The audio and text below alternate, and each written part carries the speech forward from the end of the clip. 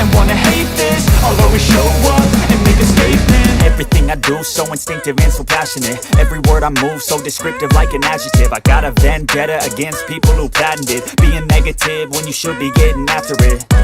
तुम्हें लॉयड को ऐसे अचानक से सबके सामने पावर्स दिखाने के लिए नहीं कहना चाहिए। अगर तुम टेस्ट लेना ही चाहती हो तो तुम कम से कम उसे बताओ कि उसे कौन सा स्पेल यूज करना है। अब इसकी बात में दम तो है, तो ये लॉयड से उन सब पर एनहांसमेंट मैजिक यूज करने के लिए कहती है और ये सुनकर लॉयड हैरान रह जाता है क्योंकि उसे एस रैंक की टीम में शामिल होने के लिए बहुत ही आसान सा टेस्ट लग रहा था। फिर वो उसे परफॉर्म करने के लिए यू से पूछता है कि क्या वो सच में चाहती है कि वो बस एनहांसमेंट मैजिक करके दिखाए। इस पर यूवी कहती है कि हाँ बिल्कुल तुम्हें यही करना है, लेकिन तुम्हें इस मैजिक का यूज सभी लोगों पर एक साथ करना है। यूवी की ये बात सुनकर लॉयड और ज्यादा कंफ्यूज हो जाता है क्योंकि उसने पहले कई बार कई लोगों पर एक साथ एनहांसमेंट मैजिक यूज किया है और ये उसके लिए बाएं हाथ का खेल है। तो फिर टेस्ट में ये लोग इतना आसान काम करने के लिए कैसे बोल सकते हैं। शुरुआत में उसे लगता है कि शायद इसमें उनकी कोई शर्त छुपी हुई है जो उसे नहीं बताई गई, लेकिन ऐसा कुछ भी नहीं होता। वो लोग बस इतना चाहते थे कि लॉयड उन सभी पर एक साथ एनहांसमेंट मैजिक करे और यहाँ उन लोगों को लग रहा होता है कि लॉयड के लिए थोड़ा सा मुश्किल हो सकता है। वो उससे पूछते हैं कि क्या वो कर पाएगा, तो लॉयड कहता है कि हाँ मैं कर सकता हूँ, लेकिन उसे अभी समझ में नहीं आ रहा कि टेस्ट इतना आसान क्यों है। फिर वो अपने मैजिक इवेंट समन करता है और एनहांसमेंट मैजिक करना शुरू करता है, लेकिन यूवी का ध्यान इस बात पर जाता है कि उसने अचानक से इवेंट कहाँ से निकाल लिया। वो उससे पूछती है कि ये कहाँ से आया, तो लॉयड उसे बताता है कि ये बस एक सिंपल स्टोरेज मैजिक था। अब यहाँ लॉयड जानना चाह रहा होता है कि यूवी को उसका एनहांसमेंट मैजिक कैसा लगा, लेकिन यूवी को तो पहले से पता नहीं चला था कि लॉयड ने कोई जादू किया भी। लेकिन जब वो उसके बारे में सोचती है तो वो खुद को ज्यादा पावरफुल महसूस कर पा रही थी। बाकी लोगों पर भी इसका असर होता है, लेकिन किसी वजह से उन्हें नॉर्मल एनहांसमेंट मैजिक से कुछ अलग लग रहा था। तभी फिर यूवी एनहांसमेंट मैजिक का असर चेक करने के लिए अपनी तलवार निकालती है और एक पेड़ की तरफ स्विंग करती है और बिना किसी मेहनत के वो पूरा पेड़ एक बार में ही काट देती है। उन्हें देखकर भरोसा नहीं हो रहा था, लेकिन लॉयड को एनहांसमेंट मैजिक यूज करने के बाद ये काफी नॉर्मल लगता है। यूवी और बाकी लोगों को लगा था कि लॉयड सिर्फ स्ट्रेंथ बढ़ाने वाला एनहांसमेंट यूज करेगा, लेकिन लॉयड को ये बहुत आसान लगा, इसलिए उसने साथ में डिफेंस स्किल ऐड कर दी। सभी लोग लॉयड की ताकत देखकर बहुत हैरान रह जाते हैं और वो थोड़ी देर के लिए बस उसे ही घूरते जाते हैं, जो देखकर लॉयड गलत समझ लेता है और उसे लगता है कि शायद उसने कुछ गड़बड़ कर दी। तो वो उनसे माफी मांगने लगता है कि उसने उनका टाइम वेस्ट कर दिया और वो उनकी टीम में शामिल होने के लिए लायक नहीं है। लेकिन फिर जैसे ही वो जाने लगती है तो जूली उसे रोक देती है क्योंकि वो इतने टैलेंटेड इंसान को ऐसे हाथ से निकलने नहीं देना चाहती थी और साथ ही वो लॉयड के बारे में और ज्यादा जानना चाहती थी, इसलिए वो उससे कुछ सवाल पूछती है और फिर उसे पता चलता है कि लॉयड पहले हीरो गिल्ड का मेंबर रह चुका है। यूवी को ये बहुत ही बड़ी बात लगती है क्योंकि हीरो गिल्ड पूरी किंगडम में काफी फेमस है, लेकिन फिर लॉयड कहता है कि उसे वहां से निकाल दिया गया था क्योंकि वो इतना पावरफुल नहीं है, इसलिए उसे लगता है कि वो उनके किसी भी काम का नहीं है। और इस पर डैगिस और बाकी सभी लोग कहते हैं कि इस बात का कोई मतलब नहीं है क्योंकि उन्होंने आज तक किसी को इतने सारे एनहांसमेंट मैजिक एक साथ डालते हुए नहीं देखा है। लेकिन अभी लॉयड का मानना है कि दुनिया में उससे भी ज्यादा पावरफुल लोग होंगे। वो सभी से कहता है कि वो लोग अपने पुराने व्हाइट मैजिक को वापस बुला लें, लेकिन यूवी की टीम के लिए ये पॉसिबल नहीं था क्योंकि कलम जून की टीम की व्हाइट मेज थी, उसकी छोटी बहन बहुत बीमार है। अभी तक कलम अपनी बहन की देखभाल के साथ साथ एडवेंचर्स कर रही थी, लेकिन इतने सारे प्रेशर की वजह से उसकी तबीयत खराब होने लगी और वो बैटलफील्ड पर फोकस नहीं कर पा रही थी। इसी वजह से उसने टीम को छोड़ दिया। लेकिन वहाँ सभी को पता होता है कि कलम ने सिर्फ पिछले टीम को छोड़ दिया ताकि वो उन लोगों के लिए बोझ ना बने। वो लोग उसे जाने देना नहीं चाहते थे, लेकिन ऐसी सिचुएशन देखते हुए वो लोग उसे रोक नहीं पाए और तभी से वो लोग उसकी जगह पर एक नई व्हाइट मेज की तलाश कर रहे हैं। नॉर्मली वो लोग बिना व्हाइट मेज के ही मिशन को पूरा कर लेते हैं, लेकिन ए रैंक का मिशन बिना किसी हीरो के पूरा करना मुश्किल है। यहाँ लॉयड को समझ आ जाता है कि वो लोग कलम की बहुत ज्यादा परवाह करते हैं, इसलिए वो उनकी मदद करना चाहता है। वो पूछता है कि कलम की बहन को क्या हुआ। अब इसके बारे में यूवी को कुछ खास पता नहीं होता, लेकिन वो इतना बताती है कि उसके बहन को एक ऐसी बीमारी है जो उसके शरीर को धीरे धीरे मैजिक स्टोन में बदल रही है। फिर लॉयड को याद आता है कि उसने कहीं पढ़ा था कि मैजिक स्टोन सिर्फ लोगों की नहीं बल्कि दूसरी चीजों को भी पत्थर में बदल देता है और तभी से वो इसका इलाज ढूंढ रहा है। उसे लगता है कि शायद वो मदद कर सकता है। फिर वो यूवी से कहता है कि उसे कलम के घर ले चले। कुछ देर बाद वो कलम के घर पहुंच जाते हैं। कलम यूवी और एक अनजान बंदे को देखकर हैरान हो जाती है, लेकिन वो उन्हें अंदर बुला देती है और यहाँ लॉयड पहले ही माफी मांग लेता है क्योंकि उसके सवाल कलम को गुस्सा दिला देते थे। लेकिन वो उसकी बहन की बीमारी के बारे में डिटेल से जानना चाहता था। कलम को इससे कोई परेशानी नहीं होती और वो पूरी बात बताना शुरू करती है। वो बताती है कि वो और उसकी बहन सिल्वी पहले हमेशा साथ में एडवेंचर करती थी, लेकिन एक मिशन के दौरान सिल्वी घायल हो गई और तब से उसे होश नहीं आया। यूवी पूछती है कि क्या सिल्वी को किसी मॉन्स्टर ने इंजर किया है, लेकिन कलम को पता नहीं होता कि असल में वहाँ हुआ क्या था क्योंकि जब सिल्वी मिली थी तो वो पहले से ही बेहोश थी। फिर लॉयड पूछता है कि सिल्वी में बीमार होने के बाद क्या क्या सिम्टम्स दिख रही है। इस पर कलम कहती है कि बताने से अच्छा तुम लोग खुद ही देख लो। फिर वो उन्हें सिल्वी के रूम तक ले जाती है। फिर अंदर जाने से पहले कलम उन्हें सिल्वी की कंडीशन के बारे में वार्न करती है। फिर जैसे वो दरवाजा खोलती है तो पूरा रूम नेगेटिव एनर्जी से भरा होता है और ये एनर्जी सिल्वी से रिलीज हो रही थी। फिर कलम चादर हटा देती है और हम देखते हैं कि सिल्वी के हाथ और पैर पत्थर में बदलना शुरू हो गए हैं। लॉयड पहली बार इस तरह का कुछ देख रहा होता है। वो काफी हैरान होता है कि मैजिक स्टोन किसी की क्या हालत बना देता है। अब सिल्वी की एनर्जी बेकाबू हो चुका था और इसी वजह से उसका शरीर धीरे धीरे पत्थर में बदल रहा है और वो जल्दी पूरी तरह से स्टोन में बदल जाएगी। फिर लॉयड कलम से कहता है कि मुझे सिल्वी को देखने दो, मेरे पास एक आइडिया है और अगर ये काम करता है तो हम सिल्वी को ठीक कर सकते हैं। उसके बाद जानकर कलम को यकीन नहीं होता कि लॉयड कुछ कर सकता है क्योंकि वहाँ के बेहतरीन हीलर्स भी सिल्वी को ठीक नहीं कर पाए थे। तभी लॉयड बताता है कि सिल्वी के अंदर हाई प्योरिटी मैजिक वाला स्टोन चला गया है। फिर वो कलम से पूछता है कि जिस गुफा में सिल्वी को चोट लगी थी वहाँ काफी ज्यादा नेगेटिव एनर्जी थी। इस पर कलम उसकी बात कंफर्म करते हुए हाँ करती है। असल में वो जिस मिशन पर थी उसका मकसद था गुफा में मैजिक स्टोन्स को कलेक्ट करना, तो शायद सिल्वी की हालत का कारण भी उसी गुफा में छुपा हुआ है। फिलहाल लॉयड कलम से सिल्वी की चोट दिखाने के लिए कहता है तो कलम उसे सिल्वी की चोट दिखाती है। ये बिल्कुल वैसा ही होता है जैसा लॉयड ने सोचा था। वो बताता है कि जरूर सिल्वी की बॉडी में एक मैजिक स्टोन चला गया है और वो उनकी एनर्जी के कारण वो स्टोन में बदलती जा रही है। अभी तक लॉयड की हर बात सही साबित हो रही थी, इसलिए यूवी कलम से कहती है कि उसे लॉयड पर भरोसा करना चाहिए ताकि वो सिल्वी की जान बचाने की कोशिश कर सके। फिर सारी तैयारी होने के बाद लॉयड एक स्पेल कास्ट करता है और सिल्वी की बॉडी से सारी नेगेटिव एनर्जी निकालना शुरू कर देता है। लेकिन इतना सारा डार्क एनर्जी को अब्सॉर्ब करना उसके लिए भारी पड़ने लगता है। लेकिन अगर वो सिल्वी को ठीक करना चाहता है तो उसके शरीर से जितना ज्यादा हो सके डार्क एनर्जी को निकालना होगा और साथ ही उसे ये भी ध्यान रखना होगा कि एनर्जी की कमी से सिल्वी की जान न चली जाए। इसलिए वो डार्क एनर्जी निकालने के साथ साथ उसे हील भी करने लगता है। लेकिन कलम उसे हीलिंग स्पेल को पहचान नहीं पा रही थी जो लॉयड यूज कर रहा था। तो वो पूछती है कि क्या इसमें कुछ अलग है। इस पर लॉयड बताता है कि सिल्वी के शरीर शरीर से जो एक्स्ट्रा एनर्जी आ रही है उसे कहीं खर्च करना होगा, इसलिए वो एक कमजोर हीलिंग स्पेल यूज कर रहा है जो ज्यादा एनर्जी को अब्सॉर्ब करता है और इससे वहाँ की एक्स्ट्रा एनर्जी भी यूज हो जाएगी। यूई को व्हाइट मेज के मैजिक के बारे में ज्यादा पता नहीं होता, इसलिए वो कलम से पूछती है कि क्या जो लॉयड कर रहा है वो कमाल का है, लेकिन कमाल शब्द भी लॉयड के लिए कम पड़ते हैं। वो खुद से बनाए गए स्पेल का यूज कर रहा होता है, साथ ही वो अकेले ही दो अलग अलग टाइप के मैजिक कास्ट कर रहा होता है जो अपने काम में ही एक बहुत ही बड़ी बात होती है। और तो और उसके अंदर नॉर्मल लोगों से काफी ज्यादा पावर होती है। फिर जैसे जैसे लॉयड हीलिंग करता है कि बॉडी में हो रही मैजिक टोन का असर ठीक होने लगती है और जब लॉयड अपना काम पूरा करता है तो सिल्वी का शरीर पूरी तरह से नॉर्मल हो जाता है और इतनी मेहनत के बाद लॉयड बुरी तरह से थक जाता है। उसके थोड़ी देर बाद ही सिल्वी होश में आ जाती है और उसे होश में देखकर कलम की आंखों से खुशी के आंसू गिरने लगते हैं। फिर वो सिल्वी को ठीक करने के लिए लॉयड और यूई को दिल से थैंक यू बोलती है। फिर वो उन्हें बताती है कि जैसे ही सिल्वी पूरी तरह से ठीक हो जाएगी कलम उसके साथ फिर से एडवेंचर पर जाएगी। यूई को जानकर काफी बुरा लगता है कि कलम अब उसकी टीम में दोबारा शामिल नहीं होगी, लेकिन साथ ही वो समझती है कि कलम को अपनी बहन के साथ रहना ज्यादा जरूरी है, इसलिए वो चुपचाप बाय बोलकर वहां से चली जाती है। लॉयड भी वहां से जाने ही वाला होता है, तभी कलम उसे आवाज देती है और कहती है कि वो उसी टीम का अच्छे से ध्यान रखे। इस पर लॉयड हंसते हुए हाँ कहता है कि मैं तो अभी ऑफिशियली टीम का मेंबर भी नहीं हूँ और उसे लगता है कि वो बहुत कमजोर है और उनके किसी काम का भी नहीं है। कलम को समझ में नहीं आता कि लॉयड खुद को कमजोर कैसे कह सकता है, लेकिन वो स्माइल करती है और कहती है कि बस अपने दिल की सुनो। फिर उसी शाम को यूई और लॉयड बाकी टीम मेंबर को सिल्वी से ठीक होने की न्यूज देते हैं तो सब मिलकर लॉयड की तारीफ करते हैं, लेकिन साथ ही कलम ने टीम को दोबारा ज्वाइन करने से साफ मना कर दिया था, इसलिए उन्हें अपनी टीम के फ्यूचर के बारे में दोबारा सोचना होगा। और यहाँ लॉयड को इतने कम टाइम में ही टीम के सभी लोग पसंद आने लगे हैं। वो देखता है कि लोग एक दूसरे की सच्चे दिल से परवाह करते हैं, ना कि हीरो गिल के जैसे मतलब ही है। फिर लॉयड थोड़ा नर्वस होते हुए सबसे पूछता है कि क्या आप भी वो अपनी टीम में लेना चाहेंगे और बाकी लोग तो बस इस क्वेश्चन का वेट कर रहे होते हैं और इसी तरह से लॉयड उनकी टीम में शामिल हो जाता है। फिर वो लॉयड की ऑफिशियल टीम ज्वाइन करने की खुशी में पार्टी करते हैं और यूई लॉयड से कहती है कि आज रात वो जितना चाहें उतना खा सकते हैं और उसका बिल टीम की तरफ से होगा। और लॉयड जब से शहर आया था तब से उसे ये चीज सबसे अच्छी लगती है और वो बिना किसी देरी के खाना शुरू करता है और एक के बाद एक प्लेट खत्म करते जाता है क्योंकि उसे वहाँ का खाना बहुत टेस्टी लग रहा था। लेकिन बाकी लोग काफी हैरान होते हैं कि लॉयड खाने की इतनी तारीफ क्यों कर रहा है, क्योंकि उनके हिसाब से इसे खाने का टेस्ट काफी नॉर्मल था। लॉयड को उनकी बात सुनकर यकीन नहीं होता कि इतने स्वादिष्ट खाने को ये नॉर्मल कैसे बोल रहे हैं और ये सब देखकर वो अपने बचपन का खाना याद करता है और सोचने लगता है कि अगर ये एवरेज है तो वो क्या था। तो बाकी लोग उससे पूछते हैं कि वो बचपन में कैसा खाना खाया करता था। इस पर वो बताता है कि जो भी मास्टर गार्डन में उगाती थी वो मैं खा लेता था, जैसे कि मशरूम, कुछ जड़ी बूटी और जंगल से लाया हुआ मीट। लेकिन उसके मास्टर की कुकिंग स्किल ऐसी थी कि उन्हें नमक भी मसालेदार लगता था, इसलिए उनके बनाए हुए खाने में कभी कोई टेस्ट ही नहीं होता था। फिर वो उससे पूछती है कि उसके मास्टर किस तरह के इंसान है, क्योंकि कुकिंग स्किल अलग बात है, लेकिन अगर उन्होंने लॉयड को इतनी इंप्रेसिव मैजिक सिखाई है तो वो खुद भी कमाल के मैजिशियन रही होगी। तभी सिल्का पूछती है कि क्या लॉयड की मास्टर भी उसी की तरह एक व्हाइट मेज है और ये सुनकर लॉयड सोच में पड़ जाता है क्योंकि उसने ये चीज कभी अपने मास्टर से पूछी नहीं थी। फिर वो कहता है कि मुझे पक्का तो नहीं पता, लेकिन शायद वो कॉम्बैट ओरिएंटल मेज है क्योंकि वो जितनी बार भी कुछ करती है वो धमाका हो जाता है। और ये जानकर सिल्का हैरान हो जाती है कि लॉयड की मास्टर ने उसे व्हाइट मैजिक सिखाई जबकि वो खुद व्हाइट मेज भी नहीं है। फिर वो कहती है कि अगर पॉसिबल हो तो वो लॉर्ड की मास्टर से ट्रेनिंग लेना चाहेगी, लेकिन लॉर्ड तुरंत मना कर देता है। वो कहता है कि मेरे हिसाब से तुम्हारी भलाई इसी में है कि तुम मेरी मास्टर से कभी ना मिलो, क्योंकि जिस तरह की तकलीफों से उसे मर्लिन के ट्रेनिंग में गुजारना पड़ा था वो अपने दुश्मनों के लिए भी वैसा नहीं सोचेगा। लेकिन इसका मतलब ये नहीं है कि वो अपने मास्टर को पसंद नहीं करता, वो थोड़ी रूड है लेकिन वो इतनी ही दयालु भी है। उन्होंने हर समय अपने लॉर्ड का ख्याल भी रखा है। फिर उनकी पार्टी खत्म होने के बाद ही सबको याद दिलाती है कि उन्हें अपनी अगले मिशन की स्ट्रेटजी बनानी है, लेकिन उससे पहले उन्हें लॉर्ड को इस मिशन के बारे में सारी चीजें बतानी होगी। फिर यूई मिशन का नोटिस निकालती है। वो डैगस उसे बताता है कि उनका मिशन एक ऐसे मॉन्स्टर के झुंड को खत्म करना है जो हाल ही में खेतों को तहस-नहस कर रहे हैं। गांव वाले उन्हें रोक नहीं पा रहे और अजीब बात यह है कि उस झुंड में एक तरह की नहीं बल्कि काफी अलग अलग तरह की प्रजातियों के मॉन्स्टर हैं। ये इतने अजीब केस है कि उनके लिए सोच पाना मुश्किल है कि उनका सामना किस चीज से हो सकता है, लेकिन यूई का मानना है कि एडवेंचर होने के नाते लोगों की मदद करना उनका कर्तव्य है और लॉर्ड भी उसकी बात से अग्री करता है। फिर जब बात मॉन्स्टर की भीड़ से लड़ने की हो तो यूई और डैगस कुछ खास नहीं कर सकते, इसलिए उन्हें मॉन्स्टर को खत्म करने के लिए सिल्की की एईओ मैजिक पर निर्भर रहना होगा। लेकिन बड़ी जगह में मैजिक परफॉर्म करने के लिए बहुत ज्यादा एनर्जी की जरूरत होती है, इसलिए सिल्का अपनी परेशानी जाहिर करती है कि अगर मॉन्स्टर की संख्या बहुत ज्यादा हुई तो शायद वो सबको खत्म ना कर पाए। फिर यूई लॉर्ड से पूछती है कि क्या वो कोई अटैक मैजिक कर सकता है। इस पर वो बताता है कि हाँ, उसे कुछ स्पेल आते हैं लेकिन उसके मैजिक सिल्का जैसे कॉम्बैट मेज की तुलना में ज्यादा असरदार नहीं होंगे। उसके बाद फिर वो फाइट के लिए प्लान बनाने लगते हैं। डैगस सजेस्ट करता है कि वो और यूई सबसे आगे जाकर मॉन्स्टर का ध्यान अपनी तरफ खींचेंगे और जब सारे मॉन्स्टर उनका पीछा करने लगेंगे तो उन सबको एक जगह ले आएंगे जहां सिल्का अपने मैजिक से उन्हें एक बार में ही खत्म कर देगी। और जब सिल्का मैजिक परफॉर्म कर रही होगी तो कर्स उसे प्रोटेक्ट करेगा और लॉर्ड उन्हें हील करेगा और उनकी मदद करेगा। सिल्का थोड़ा एक्साइटेड हो जाती है क्योंकि उसे पता है कि लॉर्ड की एनहांसमेंट मैजिक बहुत ही पावरफुल है, लेकिन लॉर्ड को अभी भी समझ में नहीं आ रहा था कि सब लोग उसके बारे में इतना अच्छा क्यों सोचते हैं। शुरुआत में ही यूई को लग गया था कि लॉर्ड जानबूझकर अपनी पावर छुपा रहा है, लेकिन अब उसे समझ में आ जाता है कि लॉर्ड सच में नहीं जानता कि वो कितना ज्यादा पावरफुल है, इसलिए यूई उसे खुद पर भरोसा रखने के लिए कहती है। इस पर लॉर्ड कहता है कि मुझे हीरो गिल्ड से इसलिए निकाल दिया गया था क्योंकि मेरे पास कुछ खास पावर्स नहीं थी, इसलिए वो खुद पर भरोसा नहीं कर पा रहा था। उसके बाद सुनकर पूरी टीम हैरान हो जाती है कि आखिर कौन बेवकूफ जिसने लॉर्ड को कमजोर कहा था। वहाँ पर सभी को लॉर्ड पर पूरा भरोसा होता है और ये जानकर लॉर्ड को भी खुशी होती है। फिर स्ट्रेटेजी मीटिंग खत्म होने के बाद सब बाहर आ जाते हैं और डिसाइड करते हैं कि सुबह में वो लोग मिशन शुरू कर देंगे। फिर सभी अपने होटल की तरफ जाने लगते हैं। लॉर्ड अपोजिट डायरेक्शन में जा रहा होता है जो कि डैगस नोटिस कर लेता है। फिर वो लॉर्ड के पास जाकर पूछता है कि वो कहाँ जा रहा है, तो थोड़ी हिचकिचाहट के बाद लॉर्ड बताता है कि उसके पास इतना पैसा नहीं है कि वो होटल में रह सके, इसलिए जब से वो शहर आया तब से पुल के नीचे सो रहा है। अब डैगस को ये बात बिल्कुल भी अच्छी नहीं लगती कि उसका दोस्त सड़क पर सो रहा है, इसलिए वो उसे सिक्कों की एक थैली देता है। वो कहता है कि इसे ले लो, लेकिन लॉर्ड उसे लेने से मना कर देता है। तो डैगस कहता है कि इसे एक लोन की तरह समझो और मिशन पूरा होने के बाद जब पैसे मिलेंगे तब मुझे लौटा देना। ये सुनकर लॉर्ड काफी इमोशनल हो जाता है और प्रॉमिस करता है कि वो किसी भी हाल में उसका कर्जा चुका देगा। ये देखकर डैगस स्माइल करता है। उस रात लॉर्ड पहली बार काफी दिनों के बाद बिस्तर पर सोता है और वो काफी खुश था क्योंकि उसे बहुत ही अच्छे दोस्त मिले हैं